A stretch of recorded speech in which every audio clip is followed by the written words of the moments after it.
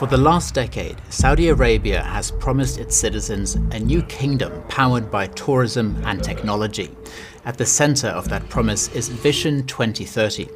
You might have heard of some of the megaprojects like the 170-kilometer-long glass city known as the Line, or a mountain ski resort in a country where snow is rare. Recently, some of those projects have been scaled back or cancelled altogether, as the kingdom is racking up debt while posting growing deficits. Now, the Iran war and the closing of the Strait of Hormuz has made the whole situation much worse. Riyadh doesn't want to provoke its adversary across the Gulf, yet it needs to maintain its security pact with Washington, a tough balancing act. In a sign of how carefully Saudi Arabia is trying to stay out of the conflict, last week Crown Prince Mohammed bin Salman refused to allow the US to use bases on its territory or Saudi airspace to provide military escorts for oil tankers through the strait. If you're sitting right next door to Iran, you need as much confidence in your ability to survive as you can get. And doing something that would anger the Iranians, if you're going to be left ultimately confronting and living in the region with that regime, is not something he wants to do. So it's not because he loves or trusts Iran, it's because he doesn't know how much he can trust the US. That's Karen Elliott House, author and Pulitzer Prize-winning journalist. She spent the last 50 years reporting from and writing about Saudi Arabia. Her latest book, The Man Who Would Be King, was written after spending dozens of hours interviewing Mohammed bin Salman in person. She knows the Crown Prince and she knows Saudi Arabia. We'll get back to the mega projects of Vision 2030 in a moment and talk about how Saudi Arabia's economic woes and the Hormuz crisis have impacted them. But first, here's Karen on Mohammed bin Salman's decision to deny Trump access to Saudi airspace. I actually think it says less about the Saudi-American relationship than it does about how the Crown Prince sees the outcome of this Iran conflict. I believe that action shows that he fears that Trump is going to rush out of it without, quote, finishing the job. So he doesn't want to be in the position of having facilitated attacks on Iranians trying to maintain closing the strait when he feels that he will ultimately be left facing this regime. The reason he made diplomatic relations with Iran in 2023 was not because he loved or trusted Iran, but because he wanted to reduce pressure or any excuse that they might have to attack his country while they are dependent on oil to fund all of these big projects or attack the big projects. He wants to peace and quiet to protect his development. So Saudi Arabia needs peace and quiet to develop its economy, but it also needs oil revenue. Currently, the oil price is high because of the Hormuz crisis, but that wasn't always the case, so Saudi Arabia had to borrow money to plug its deficit. Oil prices have been down in the $60 level before this war, and the government needs roughly $100 a barrel oil, where it is right now, to meet its spending goals. Now, they obviously can reduce spending, but they have chosen not to because I think they want to, they believe they can afford the deficits, and they want to keep the movement on trying to reduce unemployment, trying to grow other industries like tourism and minerals, so they continue to spend. You might think that the $100 oil price that came with the Iran war would be good then for Saudi Arabia. But if you look at the map, you understand why it's not. The bulk of Saudi oil exports come from the Gulf. That's where the primary infrastructure is. They can send oil in a pipeline to the Red Sea, but not at the same capacity. Even though oil is in the $100 a barrel range now, as you know, the Saudi exports of oil are down at least 20%. So they are, they get more per barrel, but they are exporting fewer barrels. If the region is left with a wounded and angry Iranian regime, that is a risk to Saudi Arabia, to its to future attacks by Iran on their oil installations. If the country breaks up into various minority groups departing, there 40% of the population of Iran is various kinds of minorities. That creates an instability in the region that is vastly risky for Saudi Arabia as well as others, but certainly Saudi Arabia. So his revenue is at risk, his developments are at risk, and he is at risk of more instability in the region even after the war stops. So he has his hands full with diplomacy to try to avoid all of that. And he certainly has his hands full with managing the economic implications of lower oil revenue and higher deficits. The economic implications have already been seen, with one mega project after another being scaled back. But were they ever economically viable in the first place? Take NEOM, the giga-project of which the line was only a part.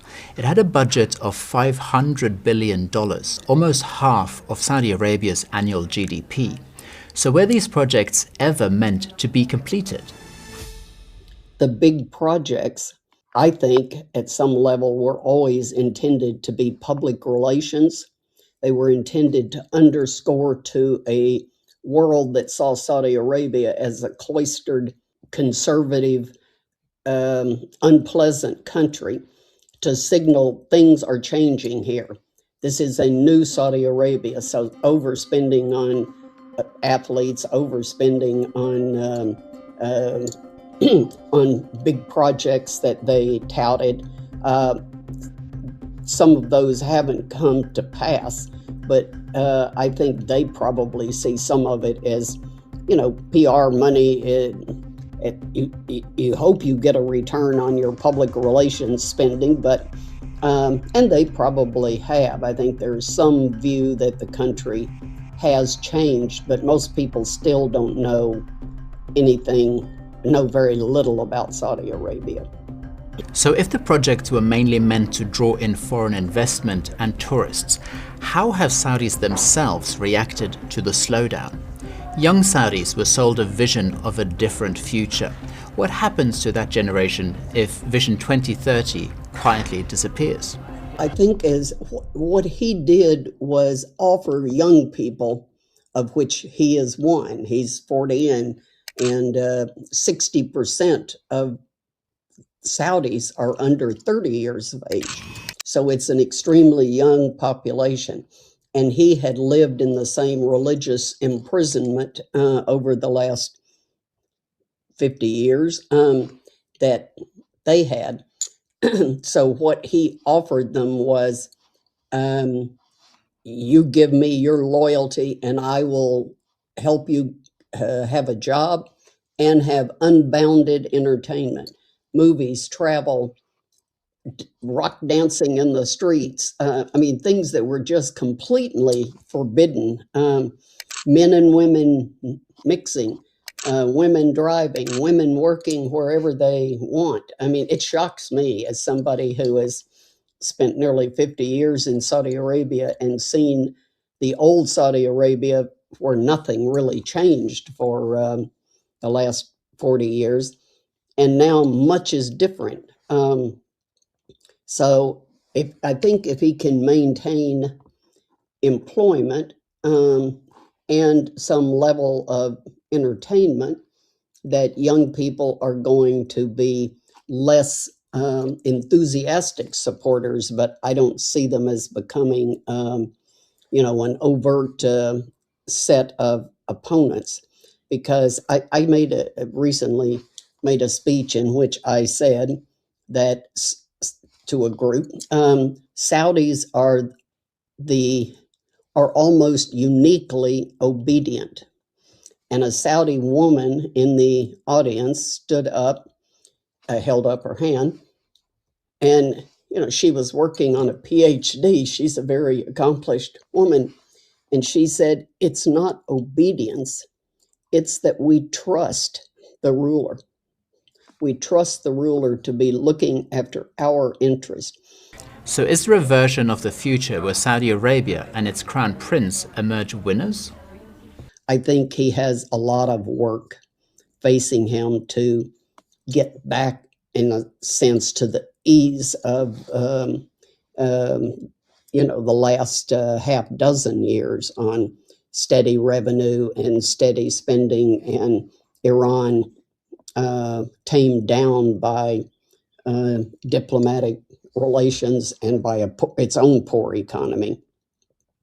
And I think it's worth noting, you don't know for sure what will happen in Iran, because it could still come apart or have a regime change. But the fact that there's nobody that's visible to take over and run the country means that if this regime goes down because the economy gets worse and worse and worse, it's more the splintering and chaotic Iran that's a risk of materializing, and that I think is even worse for Saudi Arabia. No matter how or when the Iran conflict ends, much of the damage to Saudi Arabia's mega projects is already done. The war has caused a lot of economic damage to the kingdom, yet it might not be the end for Mohammed bin Salman's vision.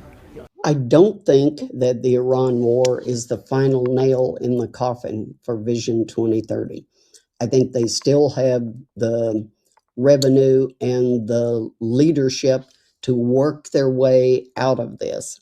But it is, I would say, the sword of Damocles is hanging over Saudi Arabia as a result of this war. And they have to do everything they can to keep the sword off the neck. Vision 2030 was never like a car race, the flag goes down and then it you cross the finish line in 2030. That was simply a goal. And I asked him once what comes after 2030, and he said 2040. We don't stop working in 2030, we keep going. So I think that's the short answer. They intend to keep going. 4 years from the deadline, Vision 2030 looks less like a finish line and more like a mirage on the horizon. The mega projects were never just about glass cities and ski slopes in the desert. They were a promise to a generation and a signal to the world that Saudi Arabia was open for business. The Iran war hasn't killed that promise, but it has made it harder and more expensive to keep. I want to thank Karen Elliott House for a fascinating conversation, and thank you for watching. I'm Ole Alsaker in Berlin. Until next time.